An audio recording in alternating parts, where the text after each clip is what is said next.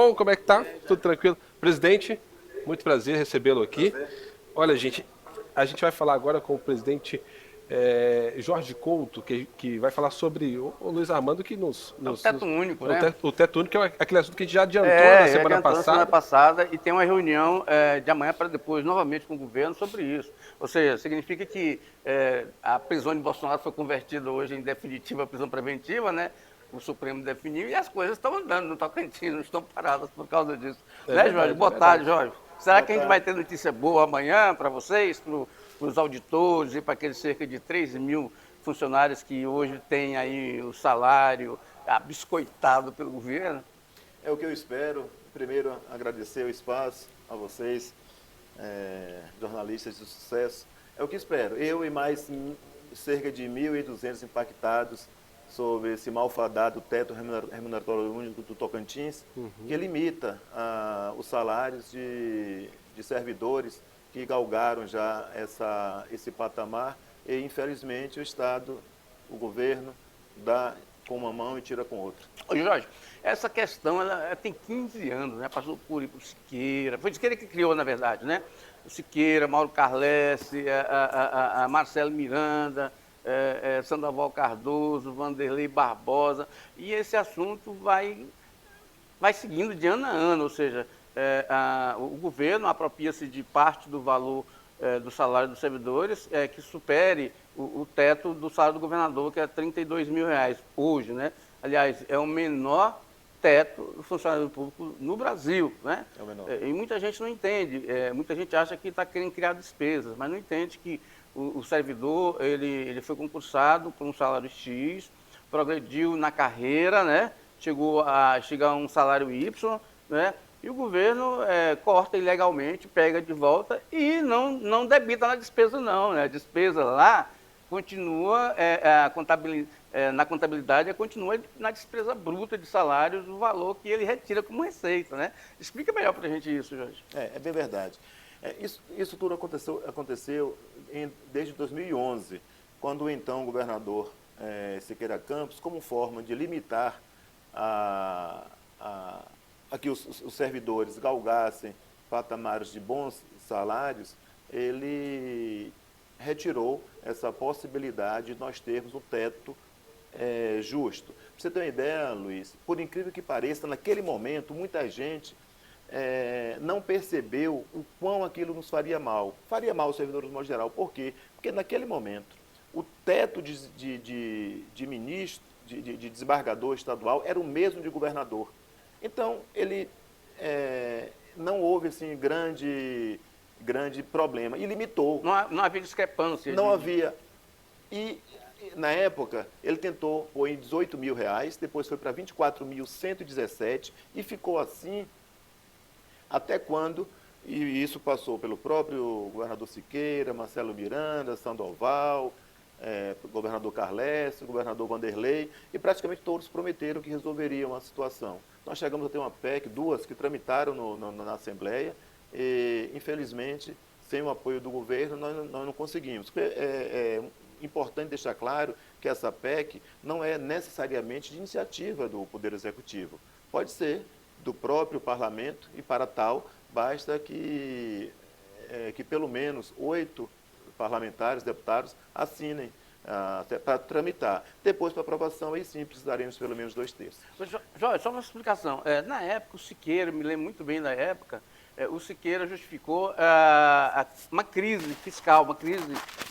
Ele tinha pego o governo de Carlos Gaguinho extrapolou ali, Gaguinho fez uns 20 planos de salários ali para poder ganhar as eleições e perdeu para Siqueira. O Siqueira justificou esse aumento de despesa com o pessoal naquela época, eu me lembro muito bem, para implantar esse subteto de governador, que é inconstitucional. A Constituição determina que o teto tem que ser ligado ao salário do Supremo Tribunal Federal e vai baixando para o desembargador, aquela coisa toda. Então, era uma decisão inconstitucional, mas que se justificava, na própria LRF, justifica isso, é questão de crise fiscal no momento, é uma questão circunstancial. Só que hoje, por exemplo, o Estado está uma situação de arrecadação crescendo muito mais que despesas, né? Esse é um mito. O outro mito é o seguinte, o mito que os governos têm levado adiante é que isso gera despesa. Explica essa questão para a população. Veja só, Luiz, até mesmo a decisão original lá de 2011 foi um equívoco. Por quê? Primeiro porque naquela época, se tivéssemos 200 impactados, eram muitos. Era muito. E não tinha. Você acha que foi decisão política mesmo? Sem dúvida. Além do mais, aqueles beneficiários lá das decisões do então governador Gaguin, também aquilo não necessariamente teve como reflexo grandes salários. Houve uma melhora significativa, mas não nos maiores salários. Além do mais, é muito importante ressaltar que esse aspecto não tem impacto na LRF.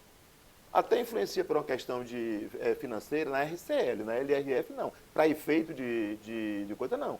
Imagina, para efeito de limite, não.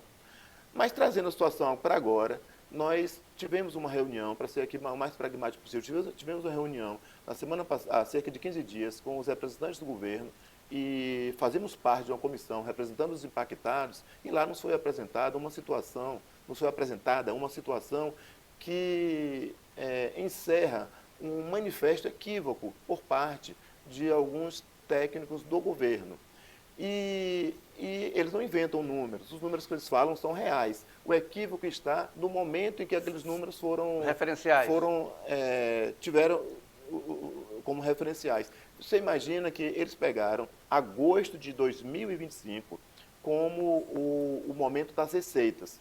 E para efeito de despesa, a gente sabe que o equilíbrio fiscal se dá com um confronto de receitas com despesas. E para efeito de despesas, eles estão considerando 2026. Inclusive... O que está no orçamento, no propósito de orçamento. O que está no próprio orçamento. Ora, e nas receitas, olha que interessante, no orçamento, a gente sabe que há ali um certo contingenciamento, diríamos assim, porque as perspectivas, nós já estamos no terceiro mês do quadrimestre, portanto, já se passaram, depois da referência deles de agosto, já se passaram setembro, outubro, estamos em final de novembro, e os valores que nós temos de receita, mesmo de despesas, já que o atual governo, do governo Laurez e a Secretaria da Fazenda, nós temos lá o Jair, eles têm tomado o cuidado de fato, qualificar os gastos, de forma que já está tendo uma melhora significativa sob esse ponto de vista do controle fiscal.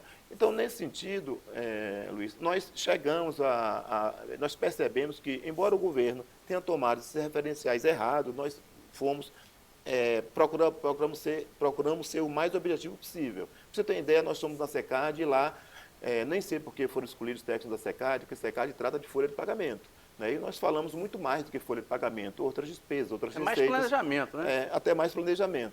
Planejamento e Secretaria da Fazenda. E nós percebemos que são números que não estão só para a Secretaria da Fazenda, não planejamento, são números que estão aí em todos os portais, são números que estão nos portais do Banco Central, Secretaria do Tesouro Nacional, na própria Secretaria da Fazenda. E lá nós percebemos que, embora o governo tenha dito que haverá um impacto de 117 milhões de reais na folha, com incremento por ano, o que equivale a mais ou menos 8 milhões de reais mês, nós percebemos que os números reais são de um impacto de pouco mais de 6 milhões de reais mês e 81 milhões de reais no ano, isso considerando já a concessão, como o próprio governo prevê, seria o essencial a partir de janeiro. O que você está falando aí é de receita ou de despesa? Eu estou falando de despesa e a receita que o governo aponta lá, de despesa. E a receita que o governo aponta lá é muito menor do que a gente sabe que vai haver. Para você ter uma ideia, agora mesmo, nesse quadrimestre, nós já estamos avançando com uma despesa muito maior. Só no mês de outubro, agora, de 2025, nós tivemos uma superação de meta em torno de 45 milhões de reais, ou seja, arrecadação maior do que o governo previa. Só isso aí, considerando esses 6 milhões, daria para pagar 8 folhas no mês. Ô Jorge, a gente vê na lua de 2026, o governo prevê no ano de 2026, a gente prevê um crescimento de receita do Estado, o governo prevê um crescimento de 2 bilhões de receitas. Ou seja, passa de 17,5 bi para 19, alguma coisa bi. 2 bilhões de receitas a mais.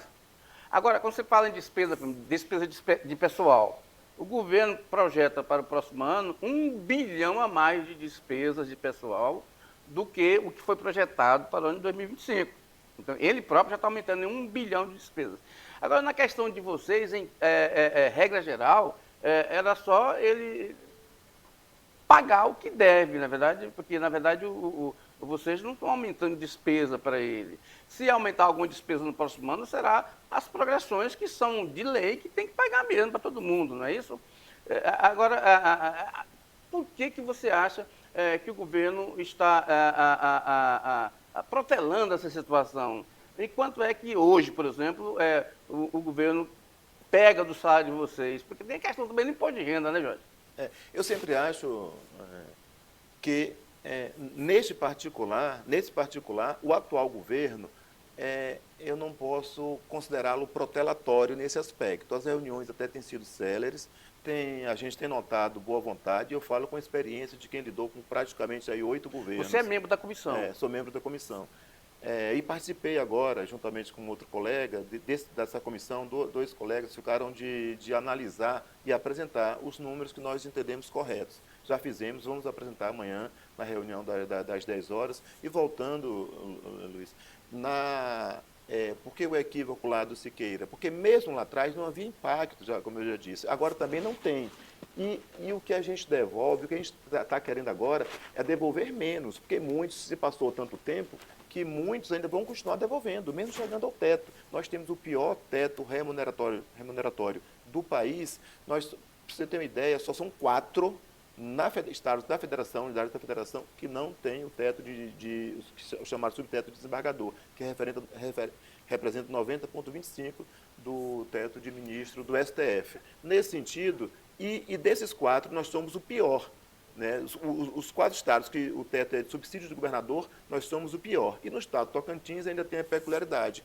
É o único estado da federação cujo subsídio do governador é menor do que o prefeito da capital. Então, por tudo isso, Luiz, é muito claro que o estado não só pode, como deve fazer essa concessão para o bem do estado. E no caso dos auditores fiscais, Luiz, por força da reforma tributária, eu me refiro à PEC 132, que está implantando o IVA dual. Nós vamos ter a CBS, o IBS, e uma das premissas, inclusive já esculpido na Constituição, é de que haverá um teto remuneratório único para todos os auditores fiscais das 3 entidades federativas, sejam elas municípios, estados, a União.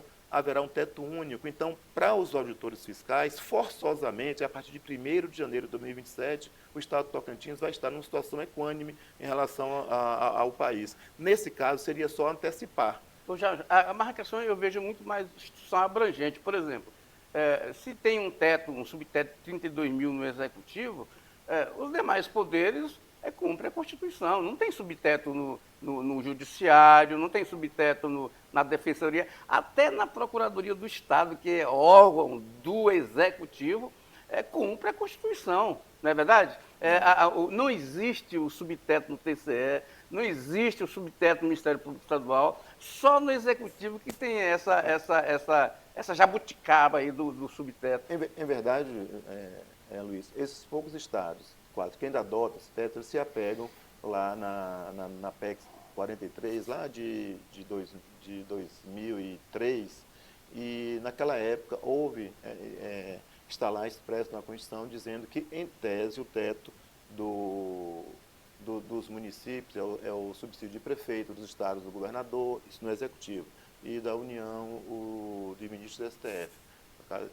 E no caso do Estado de Tocantins, mas depois veio uma outra emenda, a 47, que permitiu que os estados, querendo adotar o subteto, que é o de desembargador estadual, é óbvio que o teto de governo, que naquele momento o legislador diz pode, mas é um poder dever, o legislador quer que ele implante, por quê? Porque, diferentemente dos servidores públicos, estaduais, concursados, os municipais também, os federais também, os governadores são agentes políticos. E por que é escolhido? Porque é escolhido o ministro do STF ou sempre desembargador dos tribunais de justiça. Porque esses, sim, passaram a ser servidores públicos, em situação de efetividade como os demais servidores. Portanto, os governadores, de modo geral, e aqui aconteceu, ficou mais de 10 anos salário congelado, eles têm dificuldade até de aumentar o seu salário, seu subsídio, porque isso dá um certo desgaste. Agora, de forma artificial, impõe aos servidores, o que acontece aqui no Tocantins, além das despesas previdenciárias, além da tributação do imposto de renda, ainda vem essa pior das tributações, entre aspas, que é o chamado abate-teto. Temos uma situação de que a maioria aqui, uma parte substancial desses impactados, eles têm de abate-teto valores até maiores do que o de tributação de imposto de renda e de previdência. De forma que esse dinheiro entra para o Estado como receita e a gente nem sabe, sem nenhuma vinculação, e o governo gasta como bem quer. De forma que é uma situação absolutamente injusta. A gente espera que o governador Laureysse resolva essa situação o mais rápido Pois possível. vocês perderam a batalha da comunicação, porque na população eles falam, as pessoas dizem o seguinte: esse pessoal já ganha muito, ainda quer ganhar mais, ainda quer aumentar a despesa.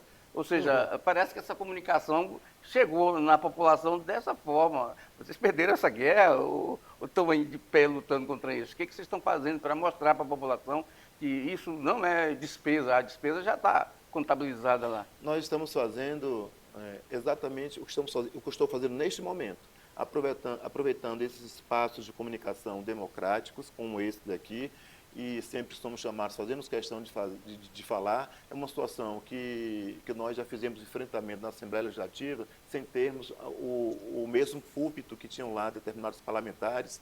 Nós nem sempre tivemos essas oportunidades que estamos tendo agora. Esclarecer, eu falo para os colegas, a maioria mais com 30 anos de serviço, que galgaram essa condição, fazendo concurso, fazendo trabalho na segurança pública, nos hospitais, me refiro aos médicos, aos policiais, militares, oficiais, os delegados de polícia, aos odontólogos, aos gestores, autores fiscais que carregam recursos para satisfazer as necessidades mais essenciais da população, de forma que o Estado ele tem um recrudescimento da sua arrecadação, Luiz, maior do que a média do país. Isso não é por acaso, isso é por esforço, sim. Porque se fosse uma coisa equânime, se fosse uma situação só por causa do PIB do Estado, isso não seria, o Estado não seria maior do que os demais, sabe? E no caso do Tocantins, de fato, a gente tira a lei de pedra. Nós temos uma segurança pública, de fato, melhor do que na maioria dos estados. Nós temos um atendimento médico bom, nós temos atendimento de saúde, de modo geral, bons, educação e a qualidade da receita também.